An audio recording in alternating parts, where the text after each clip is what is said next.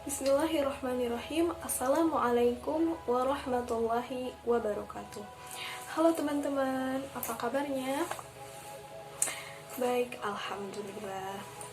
Perkenalkan, nama saya Ira Nurjana. Saya salah satu mahasiswi dari Universitas Siliwangi Tasikmalaya, Fakultas Keguruan dan Ilmu Pendidikan, Program Studi Pendidikan Matematika.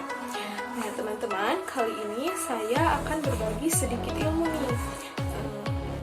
Kali ini topiknya itu tentang bilangan berpangkat dan bentuk akar. Untuk mengefektifkan waktu, yuk kita langsung saja kepada materinya. Saya akan membahas dua poin, ada bilangan berpangkat dan bentuk akar, di mana dari poin itu terdapat poin-poin tersendiri. Yang pertama tentang bilangan berpangkat. Definisi bilangan berpangkat adalah perpangkatan adalah perkalian berulang sebuah bilangan itu sendiri. Nah, bentuk umumnya itu A pangkat N sama dengan A dikali A dikali A dikali A, di mana pengulangan A itu sebanyak N kali.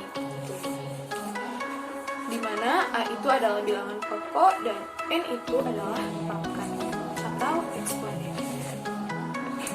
Contoh, 3 pangkat 3 sama dengan 3 dikali 3 dikali 3. Tiganya ada 3 kali.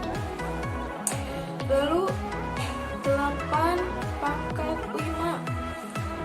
8 dikali 8 dikali 8 dikali 8 dikali 8. 8-nya ada 5 kali. Dan kalau kita hasilkan itu jumlahnya 8.192. Nah, untuk bilangan yang memiliki negatif, memiliki simbol negatif pada bilangan itu, maka hasilnya itu sesuai dari pangkatnya. Bila pangkatnya itu genap, maka hasilnya akan positif, dan bila pangkatnya itu ganjil, maka hasilnya akan negatif kembali. Seperti contoh, negatif 2 pangkat 2. Negatif 2 dikali negatif 2. Kita kalikan dulu negatif dikali negatif. Negatif dikali negatif berarti positif. Nah, 2 dikali 2 sama dengan 4. Berarti hasilnya positif 4.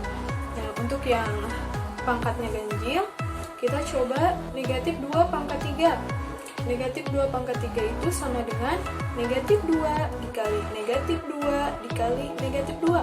Kita kalikan dulu simbolnya, negatif dikali negatif, positif. Nah, positif dikali negatif, negatif. Lalu kita kalikan bilangannya, 2 dikali 2 dikali 2 sama dengan 8. Nah, hasilnya negatif 8. Seperti itu teman-teman.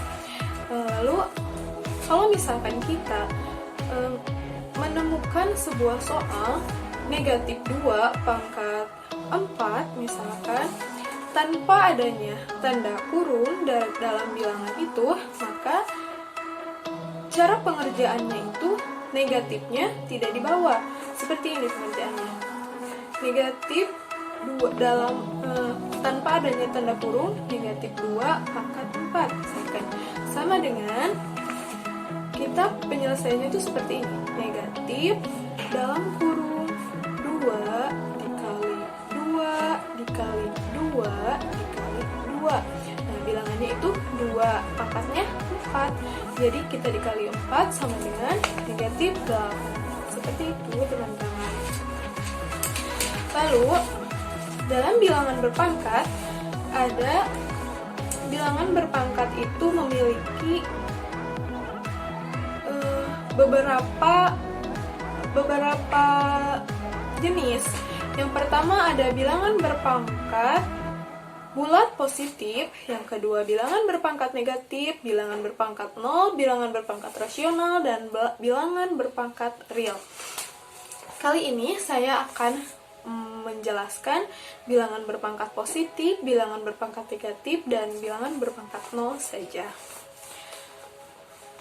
Untuk bilangan berpangkat positif, definisinya, bilangan berpangkat positif adalah sebuah bilangan berpangkat di mana pangkat atau eksponennya positif.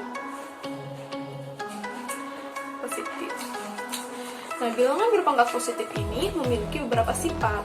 Ada 5 sifat kemungkinan.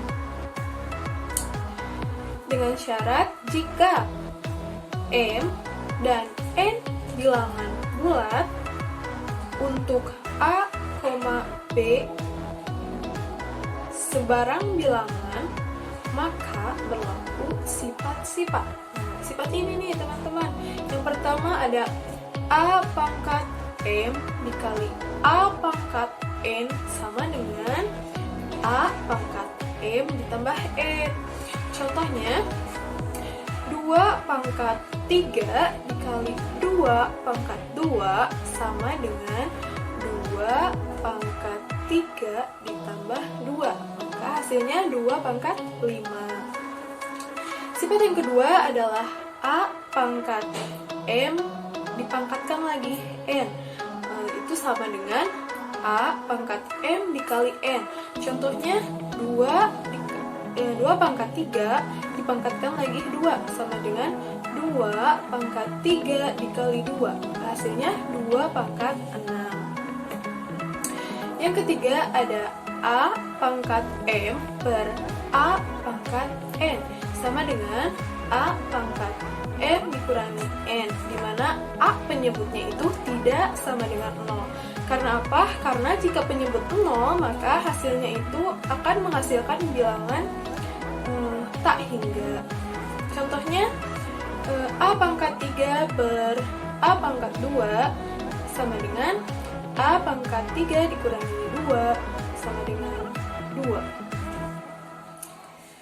Sifat yang keempat yaitu dalam kurung A dikali B pangkat M sama dengan A pangkat M dikali B pangkat M. Contohnya A itu 4 dan B itu 3. Jadi dalam kurung 4 dikali 3 pangkat 2. Penyelesaiannya itu 4 pangkat 2 dikali 3 pangkat 2. Maka hasilnya 4 dikali 4 itu 16 dan 3 dikali 3 itu 9. Maka 16 dikali 9 itu 144. Sifat yang kelima yaitu A per B pangkat M sama dengan A pangkat M per B pangkat M. Contohnya 4 pangkat 2. Contohnya 4 per 3 pangkat 2. Maka penyelesaiannya itu 4 pangkat 2 per 3 pangkat 2. Hasilnya itu 16 per 9. Jika lebih disederhanakan lagi menjadi 1/7 per 9.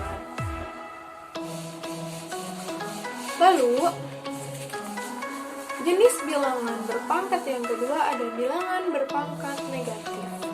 Bilangan berpangkat negatif ini memiliki definisi bilangan berpangkat yang memiliki pangkat atau eksponennya negatif. Nah, teman-teman, di mana kita bilangan berpangkat negatif ini memiliki sifat apabila A elemen R, A tidak sama dengan 0, dan N adalah bilangan bulat negatif. Jadi A sifatnya itu yang pertama A pangkat negatif N sama dengan 1 per A pangkat N, atau A pangkat N sama dengan 1 per A pangkat negatif. Contohnya seperti ini. Tentukan hasil dari 3 pangkat negatif 2 ditambah 2 pangkat negatif 3 adalah penyelesaiannya 3 pangkat negatif 2 ditambah 2 pangkat negatif 3 3 kita ubah dulu ke dalam sifat yang tadi menjadi 1/3 pangkat 2 ditambah sama seperti yang tadi diubah ke dalam sifatnya menjadi 1/2 pangkat 3. Nah, hasilnya menjadi 1/9 ditambah 1/8. Disederhanakan lagi menjadi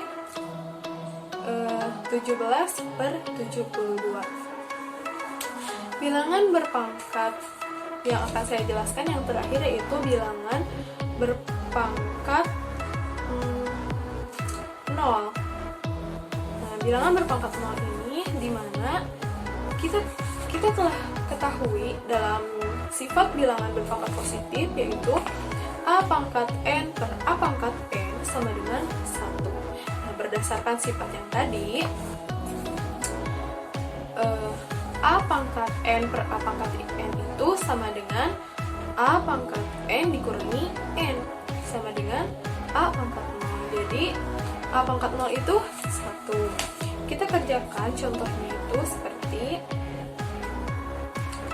5 dalam kurung X kuadrat dikurangi Y kuadrat dikali X kuadrat dikurangi Y kuadrat pangkat 0 sama dengan 5. Karena ada yang pangkat 0 berarti itu menjadi 1.